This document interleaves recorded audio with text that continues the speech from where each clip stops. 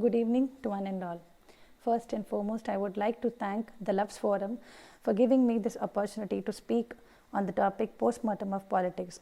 The Speak India event is a motivation for all the upcoming public speakers.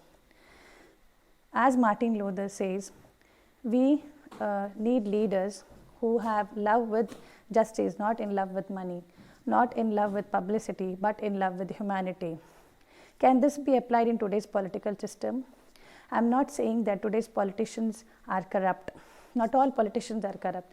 There are some politicians who defame and pollute the system. People elect representatives in their respective constituencies to live their life. But these elected representatives, they fail to fulfill their promises and they create problems for the people. We live in a democratic country. As Abraham Lincoln said, democracy is for the people, by the people, of the people. But today we see democratic values are lost, secularism is lost. The only thing that exists is communalism, which is also creating problem for the political system. Politics is judged in the name of religion also, because of which human values are deteriorating day by day. So a total of political corruption is intensively creating detriments to the nation. When we hear politics, we usually think of the politicians, the political parties, or the government. But this every country, every group or institution, they use this politics to create or organize events or prospects, etc.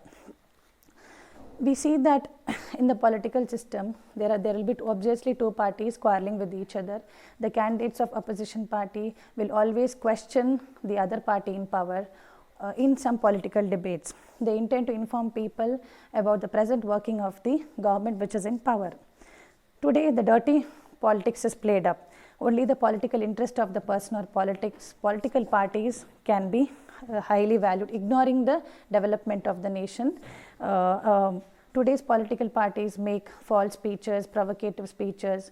They are involved in scams or illegal practices. Now, if we look at the election process also, we see that only the people who has lot of amount of wealth and power will be selected in the parliament, and the young candidates are not allowed to enter into the parliament. Every politician has an hidden agenda of winning elections. They use media also to win all these elections. So we see many of the riots taking place, economic rise and low, economic rise in prices, hike in diesel prices, or maybe institutional attacks, etc., etc. These are all something which are detrimental for the political system to survive. But other problems like unemployment maybe, or economic problem, financial problems, agricultural problems are not solved at all by the government in power. And young people who has wise opinions will also not be allowed to enter into the politics. Famous historian said, Ramachandra Guha, he said, there are allegedly democratic politicians who abuse the oath of office and work only to enrich themselves, as well as deserved revolutionaries who seek to settle arguments by the point of the gun. This means to say that there are a lot of commercialization of politics. There is entry of fascism into politics. There are loopholes in election process. There is corruption, there is dictatorship, there is favoritism, which has led to the slaying of politics. So only a serious electoral reform forum can ensure a better bread for politicians. We know that there were so many politicians and statesmen earlier also, like Vajpayee, like Abdul Kalam, and Jawaharlal Nehru. From Jawaharlal Nehru till the APJ Abdul Kalam, there were wise politicians and they were great leaders of the nation.